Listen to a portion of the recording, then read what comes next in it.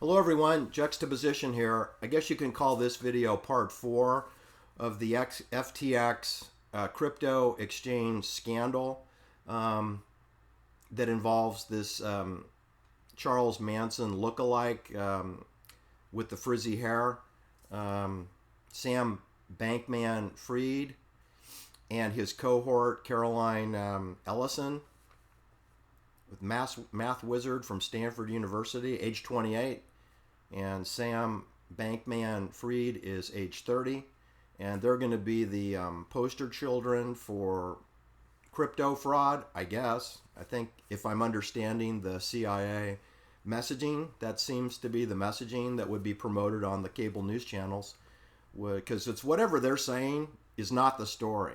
But I think that's what they're saying, is that you have a palomornious young woman who takes amphetamines, Caroline, and then we have this guy that looks like Timothy Leary chased him around with a cattle prod and electrified his hair to look like Angela Davis, with a shocking hairdo, much bigger than anything that Charlie Scott Manson was depicted as having during his murder trial. Normally had a crew cut, people, didn't have long hair. That was staged for the fake trial, the staged fake show trial, where there was no constitutional rights followed, and there was no real evidence followed, and there were no witnesses that testified. There were 82 witnesses that testified, half of which committed perjury under threat of imprisonment, and the other half didn't see anything. And in fact, nobody saw anything to do with the crazy wackadoodle Charlie Manson or Susan Atkins. And that's who we've got here. We've got Sam Bankman-Fried, who's the Charlie Manson scapegoat. And then you got the Susan Atkins scapegoat in the form of Stanford University alumnus Caroline Ellison. Stanford University, you should be so proud, because the CIA is showcasing you. Look at what you graduate over there. Look at all the rock stars that come out of Stanford University, right? Caroline Ellison, polyamorous and on drugs, Stanford University. Let's not forget Richard Albert. He was a professor at Stanford University, and he went on to restructure people's brains in Cambridge, Massachusetts, as a department head of psilocybin for Harvard University. So Harvard University and Stanford University, they showcase the same felonious, fraudulent criminals have access to the 4,000 acres of property at Stanford University.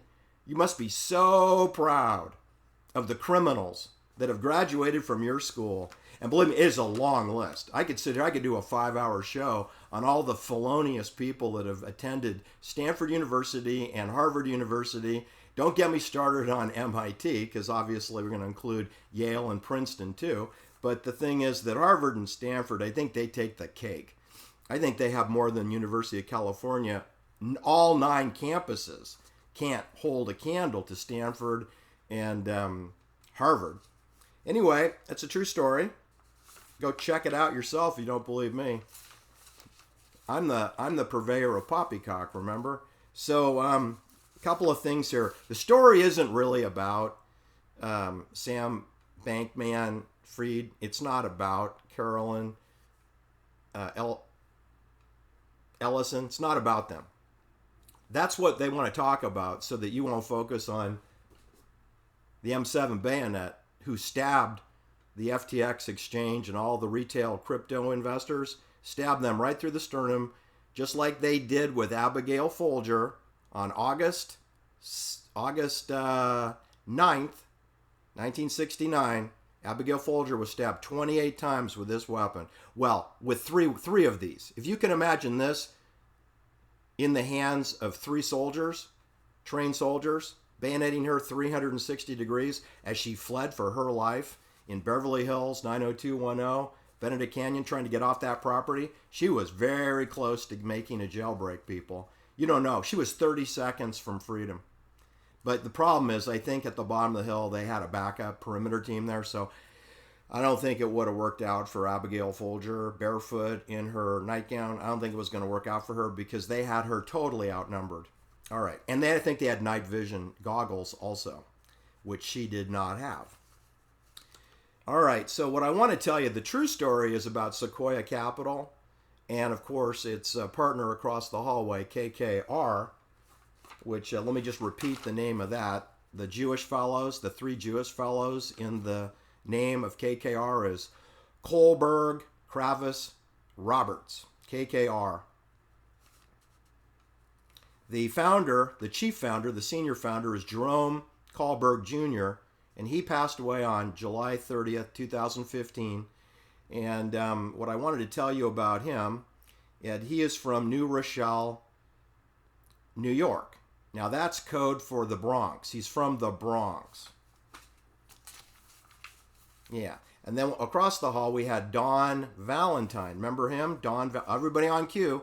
Don Valentine, a Roman Catholic, a graduate of Fordham University in the Bronx. I said the Bronx. He's Catholic, and he's in the Bronx. Jerome Kohlberg Jr., he's from New Rochelle, but you know what? That's the Bronx. That's right on the edge of the Bronx. So I'm going to call that the Bronx. He's 8 miles from Fordham University. Jerome Kohlberg was born he's a 15-minute car drive. So I'm going to call the founder of KKR, I'm going to call him a resident of the Bronx, where he originally came from. And that's where Don Valentine, Roman Catholic, came from. Stay with me. You're not going to believe what I'm going to tell you. And who's the managing director, allegedly, of Sequoia Capital today? Because we know that Donald Valentine, he died 13 days after Aaron Valente, who was murdered in the parking lot next to where he used to park his car. Aaron Valente was murdered at 2500 Sand Hill Road, and Don Valentine used to park his car at 2800 Sand Hill Road. It's walking distance. It's real close, quick like a bunny rabbit. You can go from one parking lot to the next. It's on a hill, not a very steep hill. It's like 6%. Anyway, Don Valentine died 13 days after Aaron Valente, age 33, who was also a graduate of Georgetown University, Jesuit, Roman Catholic. And she was murdered because I think she was flapping her lips too much about what was her last words? Aaron Valente's last words? It was, it's all a game. It's a thought experiment. We're in the Matrix. It's all a game. It's a thought experiment. We're in the Matrix.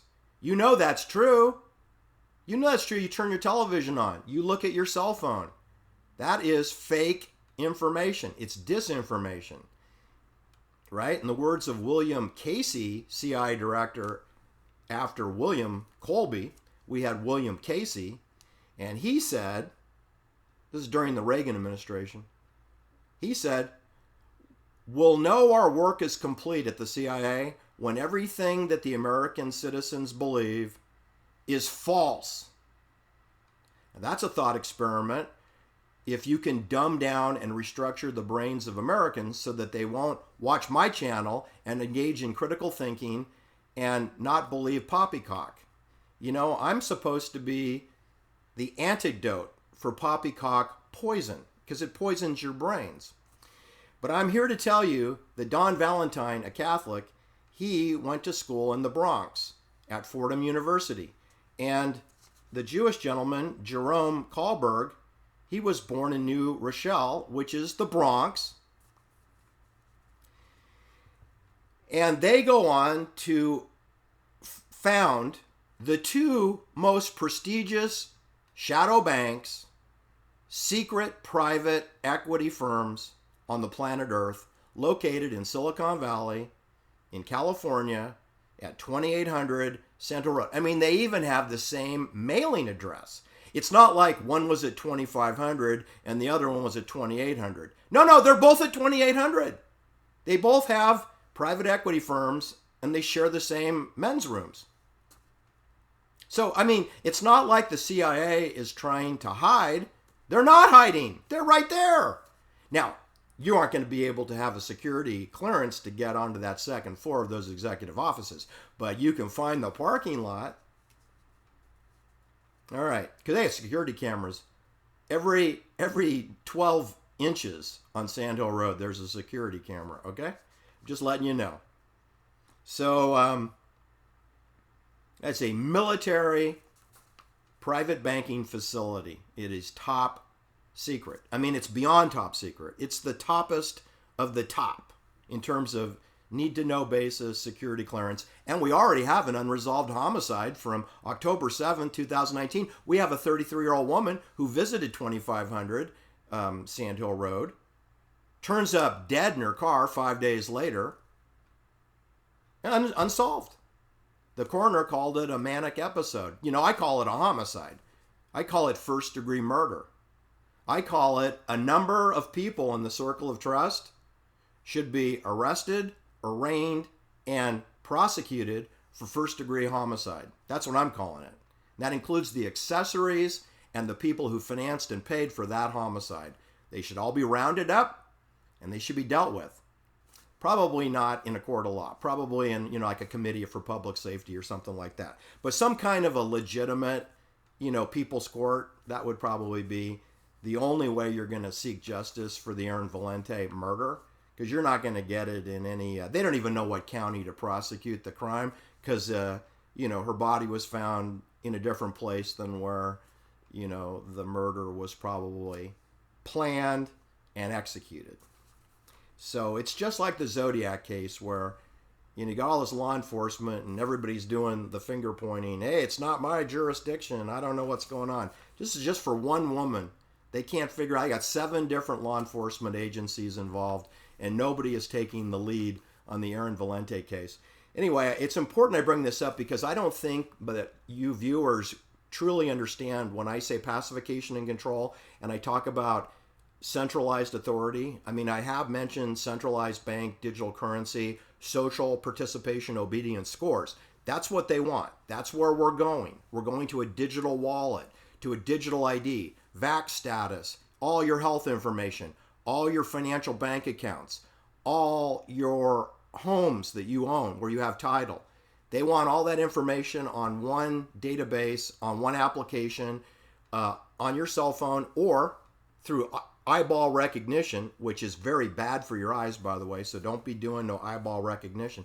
But they want you chipped. They want you chipped, and they want that information so that they can push a button on you and turn you off. Meaning whatever you think I mean. They can turn off your bank account and just turn you into a poor person, or they can turn you off in terms of restricting your travel. They can prevent you from buying gasoline. They can prevent you from walking more than 2 kilometers from your home. They can shoot out a wave of some kind of a radio frequency pulsing and give you a heart attack or a stroke or delusional beliefs. They can do all kinds of stuff because they've got the grid built. But I wanted to tell you that Jerome Kohlberg, the founder of KKR, he came out of the Bronx. And the founder of Sequoia Capital, he came out of the Bronx, New York, Fordham University. And the managing director of Sequoia Capital is this Doug Leone, who today did an interview in Helsinki, Finland, where he says he doesn't know what else he could have done, about this FTX scandal, that they did everything they could and, they were duly diligent and it's hard to second guess. Now, here's a knucklehead who's been working for Sequoia Capital, and he really is a knucklehead, and he's very skilled in the art of sophistry. He's not as skilled as Noam Chomsky, who is obviously a professor, but liar, liar, pants on fire, Doug Leone, okay? Nobody's believing your poppycock, so it's a good thing that you stay in Helsinki, Finland, because you know what? There's a lot of angry people in the United States that are angry at Sequoia Capital when they find out that you were involved perhaps with pulling the plug on Samuel Bankman Fried and his cohort, Caroline Ellison, because, hey, you didn't have a problem with Apple Computer, and you didn't have a problem with Cisco Systems, and you didn't have a problem with Zoom, and you didn't have a problem with Google, and you didn't have a problem with YouTube. Why can't you make an exchange, last more than 3 years? He's worked at Sequoia Capital since 1988. That's 34 years. Now, there's some noise that he's stepping away from being the managing director and just being a general principal partner at Sequoia. I don't really care. He's 65 years old, so in theory, he should retire. He has $6.1 billion, allegedly. Okay, let me just give you a clue. Can you imagine a job where in 34 years, you could amass $6.1 billion and live in Atherton? Yeah, that would be at Sequoia Capital, where you didn't found the company. Hey, Doug, you didn't found the company. Donald Valentine founded the company when you were in diapers. When you were in diapers, Donald Valentine was selling military contracts, with Fairchild and Raytheon guided missile systems and National Semiconductor. He's out there busting his butt selling military electronics equipment, and you're not even born yet. Okay, because you're born in 1957. And he founds Sequoia Capital in 1972, right? So that makes Doug Leone 15 years old. So when Doug Leone is 15 years old, and guess where he comes out of? He comes out of the Bronx, Mount Vernon. Let me. That's like saying I came out of New Rochelle. It's on the border of the Bronx. He's, again, like 8 miles from Fordham University. So the current general partner, who's worth $6 billion, personally, I wonder how much money Sequoia Capital has. They must have over $1 trillion, don't you think? I mean, if the knucklehead who's an employee is worth $6 billion, what do you think that the company's worth? I mean, shouldn't they be worth more, right? So what I'm telling you, he's worked there 34 years. You'd have to be paid over $200 million a year for 34 years in a row to get close to $6 billion, minus a few little income taxes that you might get dinged with along the way. Probably it's going to be more like 270 grand, $270 million a year, so that you would get anywhere close to $6 billion of net worth, which is what he's got. I mean, some of that's capital appreciation, some of that's in his 401k, his deferred comp, whatever. I suppose he might even have a land trust, right? That won't even be on his balance sheet. So it's possible that Doug Leone is worth more than $6 billion. In other words, he could have off the books annuity flows, payments, rent payments from some kind of a trust agreement. Who knows, right? But the point is, he's loaded, and he has far more money than any person who's an employee should have. $6 billion. I mean, you're in rarefied air there, pal. Nobody talks about this character. He's got $6 billion. Nobody knows who he is. But he doesn't know anything about FTX. Really? And you were involved with Cisco Systems, and you're involved with Apple Computer, and you're involved with Google and YouTube, and you're involved with Zoom, and which are sophisticated, far more sophisticated, complicated investments of Sequoia Capital, and you can't figure out a 30-year-old from MIT with a physics degree? You can't figure that out? I mean, you must be really stupid. And I guess I'm wondering, how does a stupid person amass $6 billion? Unless you stole it. So anyway, people are concerned on my website that perhaps, Sam Bankman Fried and Carolyn Melissa are criminals. I think you should look a lot closer at who works at Sequoia Capital, because they have a lot more money personally. And look at KKR. Drill into that company, because those two knuckleheads, they're in the same building, and they are controlling virtually every corporation in the world. That's my point. They're adult supervision for all these corporations, whether they're startups and whether they're mature. I mean, Cisco Systems is 34 years old now. So Cisco Systems it's 38 years old. It's been around 4 years longer than Doug Leone has been involved with Cisco. Cisco had been around for 4 years with Don Valentine.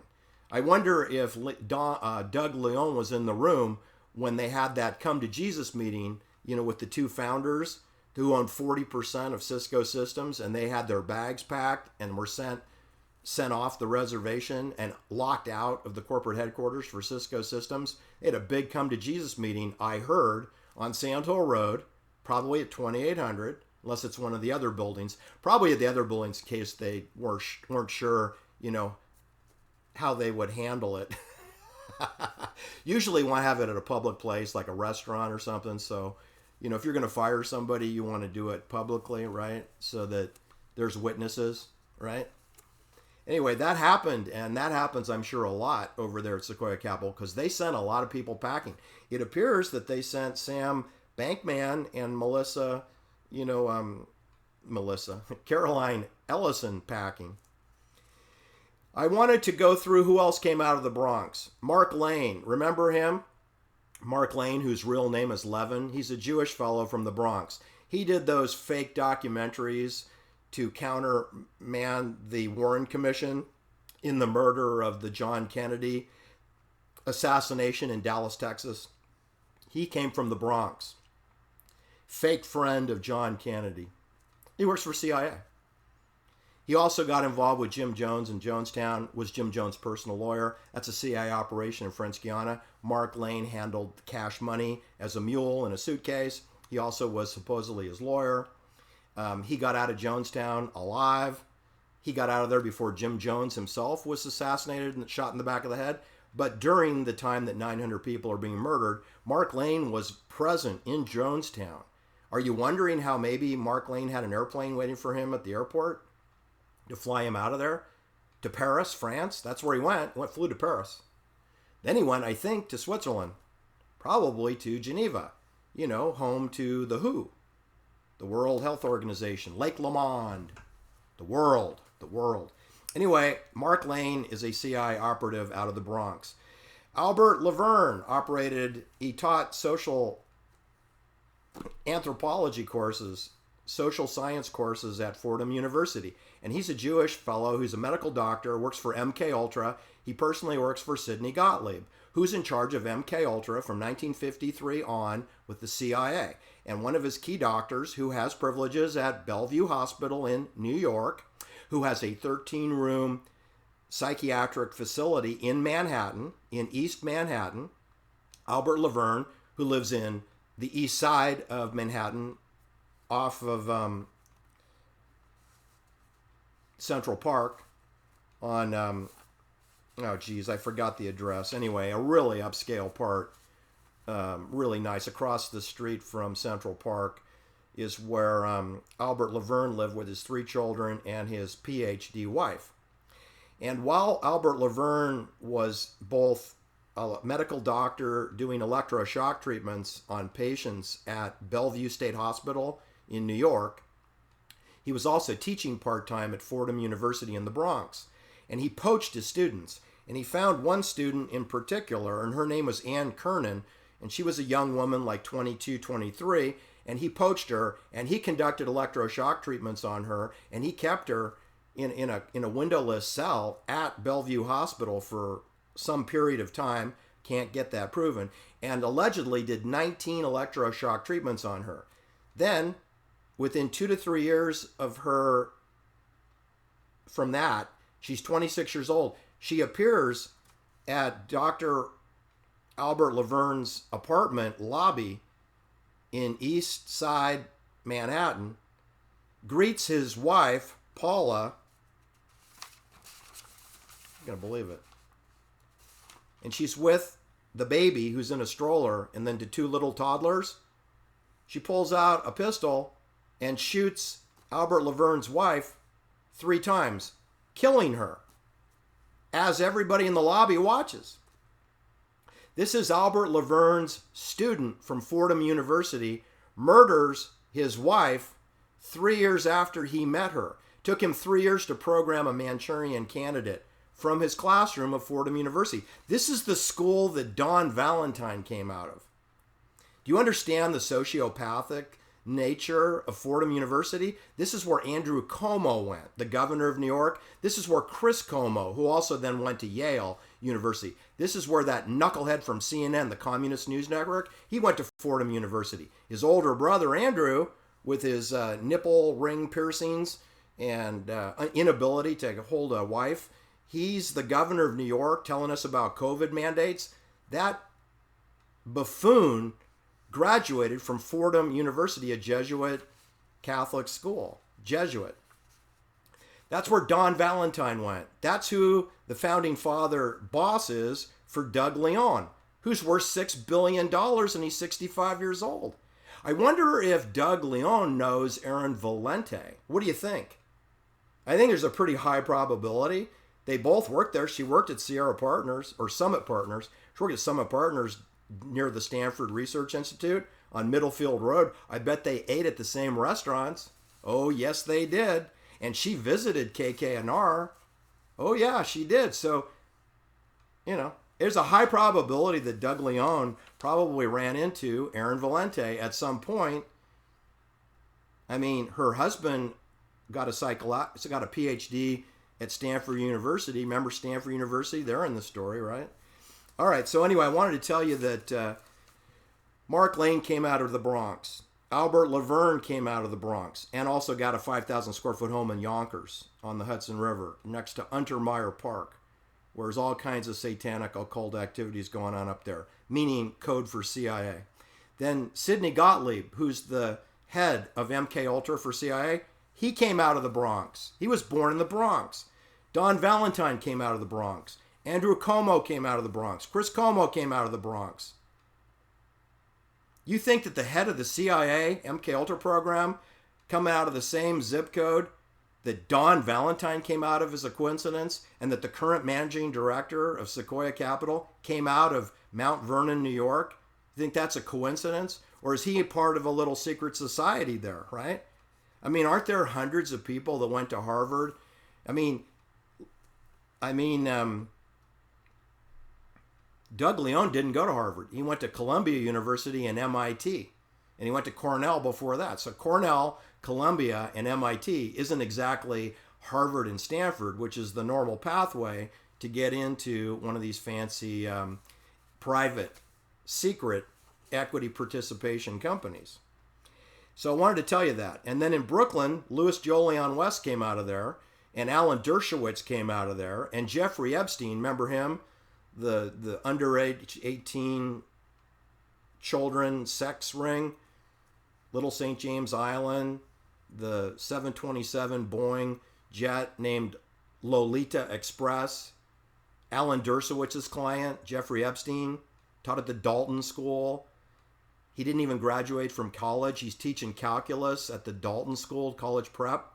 This knucklehead didn't graduate from a 4-year university. He's teaching at a college prep where all the kids go to Yale, Harvard, Princeton, and they have a child sex trafficking guy teaching algebra and calculus. I don't even think he understands calculus, but anyway, whatever. It doesn't really matter. It's all about indoctrination. And poor Ann Keirnan, she got, good news is she didn't have to go to prison. She went to a mental hospital for about 10 years, and then they let her out. And so, needless to say, she's changed her name and disappeared. I just wanted you to know that Chris Cuomo, Andrew Cuomo, Don Valentine, Doug Leone, Albert LaVerne, CIA doctor, Mark Lane, CIA fake documentary host for JFK conspiracies, and Jim Jones' Jonestown cover-up, they all came out of the same zip code in New York. And in Brooklyn, we got Louis Jolion West, who came to San Francisco to do psilocybin games and LSD games and electroshock treatments, working with Abigail Folger's mother alongside of Timothy Leary and Bill Graham. Yes, he did. And then he becomes department head status at UCLA for psychology and neuroscience. That's right. And he came out of Brooklyn, New York, right? And Jeffrey Epstein came out of Brooklyn, New York. And out of Philadelphia, we got Frank Sturgis, not his real name, right? What's his real name? Well, it's Finarini. I think he's the one that pulled the trigger on John Kennedy with the flangible bullet that blew his head off, that blew his brain out of his head. I think that might have been Frank Sturgis, whose real name is Frank Finarini. He's Italian. He's from Philadelphia. Yeah, where Noam Chomsky's from, Philadelphia. Where Jim Cramer, a social engineer who went to Harvard and then to Goldman and Slacks as he affectionately refers to his alma mater, Goldman and Sachs, where he worked. Now he's a social engineer, applied linguistics, sophistry expert for CNBC, Mad Money, Mad Hatter Money. Jim Cramer came out of Weidmar. That's like Mount Vernon is to the Bronx, or New Rochelle, New York is to the Bronx. Weidmar is to Philadelphia. It's right on the cusp of the city limit of Philadelphia. That's where Jim Cramer was born, is in Philadelphia, the city of brotherly love, where they used to have the Liberty Bell that I personally touched. I think they moved it since then, but I did touch the Liberty Bell when it was in the city of Philadelphia, the city of brotherly love. And I am seeing tremendous partnerships between Jesuit-educated Roman Catholics and Jews from Ukraine and Jewish people from Romania and Russia, because that's what we have with Noam Chomsky. That's what we have with Wolf Gerjonka, Bill Graham. That's what we have with Sidney Gottlieb, who came from Jewish immigrants. That's what we have with most of the people in my story have grandparents from Russia, Ukraine, East Europe, eventually to Germany, and then migrating to New York. That seems to be the pathway.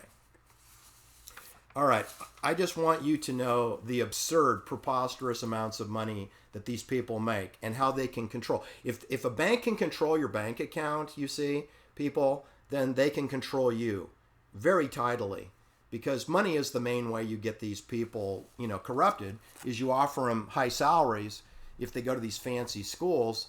And then after that, if you have to whack their children, then you'll do it, because that's what Abigail Folger and Sharon Tate were. They were an example to Hollywood elites and to banking elites that we can and will whack your children.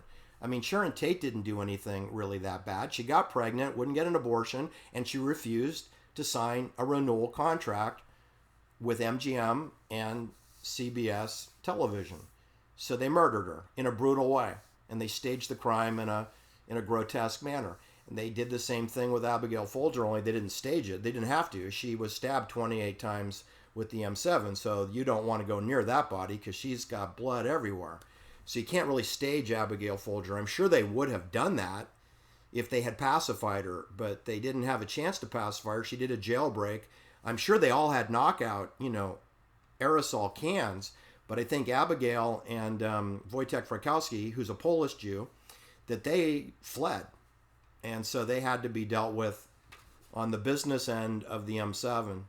This is a very serious weapon. It's double-edged, razor sharp. It's carbon steel. This doesn't bend. It doesn't break. It'll go through bone. This is about as serious as you can get. Believe me, elite bankers understand what I'm talking about, and elite Hollywood studio executives, they know exactly what I'm talking about.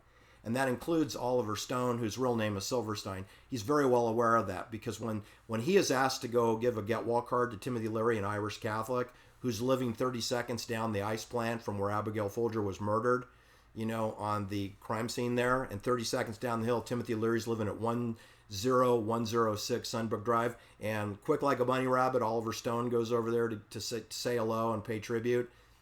In 1996, on St. Patrick's Day, on a Sunday afternoon, there's Oliver Stone being polite, making nice with Timothy Leary, a career CIA agent who went to West Point Academy. Yeah, he did. Anyway, that's an example of what I'm talking about. That's called oath of obedience. We follow orders or people die. Oliver Stone knows that, right? I believe Sean Stone knows that.